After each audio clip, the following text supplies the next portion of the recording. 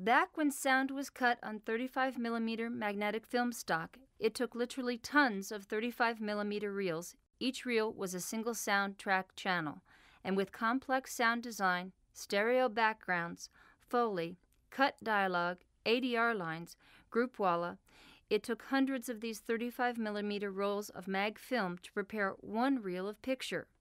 This photograph shows all of the 35mm film reels for Reel 6 of John Carpenter's Christine. Now think of a normal length of a motion picture running 10 reels of picture in length. Each reel runs 1,000 feet or 9 minutes of screen time.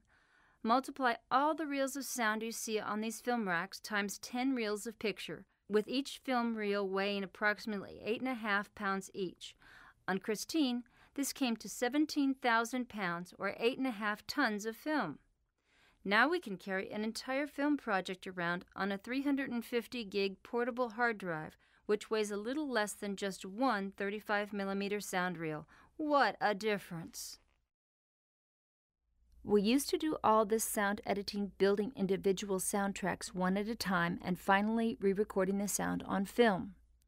Here is Peter Cole, assistant sound editor, using a power rewinder to mount 2,000 feet of 35mm mag film onto a film core. The three basic 35mm magnetic stocks. The 35mm picture is on the far left. The center spindle is a precisely engineered unit with sharp sprocket teeth that perfectly engage the film sprocket holes. When the lockdown arms are lowered and clicked into place, it is impossible for the film to jump out of sync. The three-stripe was very popular in the early days of stereo sound, before the advent of the surround channel. Oddly enough, it made a comeback at Disney in the early 1990s, basically due to Disney's forward thinking and robust restoration program, which is still necessary to work with using vaulted elements that had three-stripe inventory. The 35 full coat is the Cadillac of all magnetic film mediums. It is the ultimate in the rich sound response of the re-recorded sound mix. This format is capable of 3 channels, 4 channels, or 6 channels of audio. We were just speaking about the film synchronizer that picture and sound editors used in their work for decades prior to nonlinear technology. Well, I have news for you. We still use them, as they are still the most accurate way to synchronize film when dealing with multiple tracks. The center spindle is a precisely engineered unit with sharp sprocket teeth that perfectly engage the film sprocket holes. When the lockdown arms are lowered and clicked into place, it is impossible for the film to jump out of sync, unless the arms are out of alignment or not locked down properly. As you can see, this works in the same manner that the lockdown pads work on the sprocket wheel capstan of the Magnatech film recorder. Each of these sprocketed spindle wheels is known as a gang. In this case, we are looking at a 4-gang synchronizer. The first gang is where the 35mm picture is placed. The other 3 gangs have magnetic playback heads that are hinged. You can flip them up to disengage them, or flip them down to ride the top of the magnetic stock and play back the audio signal as the film passes from left to right through the synchronizer, also referred to as a sync block. Almost all synchronizers are built to a specification that each rotation of the gang is 16 frames, or 1 foot of film. Remember that film speed is 24 frames per second, so you can see that 1 foot is not even 1 second of time. You will notice that there is a little metal lever in front on the right side of the turn wheel. In the down position, as it is now shown, it locks the gang sprocket wheel from turning. If you flip it up, you release the lock and the synchronizer will turn freely. Last, but certainly not least, is the footage counter. In this photo, you can see that we are at 372 feet into the reel, starting from the start mark on the Academy leader.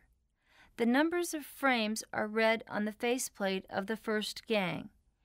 Each frame line is etched into the edges of the gang wheels for accurate positioning, and the face plate in front has a frame designation, 0 through 15, amounting to 16 frames in the foot. Before you start building your synced dailies, lace up 10 or 12 feet of painted film leader, then about a foot of 3/4 inch paper tape. You need to make clear and easily readable head leaders. Picture is always written with a black Sharpie pen. The soundtrack is always written with a red Sharpie pen. You write heads, so we know that the rolls are heads out. You write PIX for picture and what format. I've heard many a film projectionist cursing up a storm because he did not know that the film was shot in scope and had the wrong lens mounted on the projector. You write SND for sound and list whether it is mono, stereo, or 6-track. This will tell the projectionist and his crew which head stacks to use. You write what daily roll. This will eventually become the chem roll number. We often put a 3-letter abbreviation of the show title here as a designation with the roll number. List the date of the dailies. List the show title fully. Your head leader is now complete. Note that at the end, you need to do the same thing with the tail leaders. There is nothing worse than having a pile of rolls, tails out, and no leader designations. Good, clean, easy-to-read head and tail leaders will ultimately save the production a lot of collaterally saved money, eliminating costly wasted time trying to figure out just what the roll really is. The start mark, the all-important start mark. This is the frame of film just prior to the first frame of the number 8 in the Academy leader. The frame is clearly marked picture start. He or she would take a black Sharpie to clearly mark out the frame lines on the picture, and just to the right of the start frame, he or she would draw an arrow and write Start. Next, the editor or assistant would take a red Sharpie to clearly mark out the frame lines on the magnetic stock. This is really important, as unlike the picture, the soundtrack film has no frame line to see. The exact definition of the start frame for each unit of sound was and is dependent on the accuracy of these lines. You will notice in both cases that in addition to boxing the frame lines, the technique of drawing an X across the frame. Then, using a single hole hand punch from a stationery store, a hole is punched in the center. This hole makes it vastly easier for the film projectionist to exactly seat the picture into the projector. Working at an angle and in a dim environment, the hole would clearly show up, allowing the projectionist to position the film quickly and accurately. We might as well get this over with while we are here. There are 2 philosophies on which frame counts as 0. To picture editing crews, the first frame of picture is the picture start mark. So by their count, the foot and frame of this frame would be 0, 0, 0 plus 0, 1. Well, you see, to sound editing crews, the first frame of picture has to be the first frame just before the 8. The picture start is actually 0, and the answer of why this is actually quite elementary.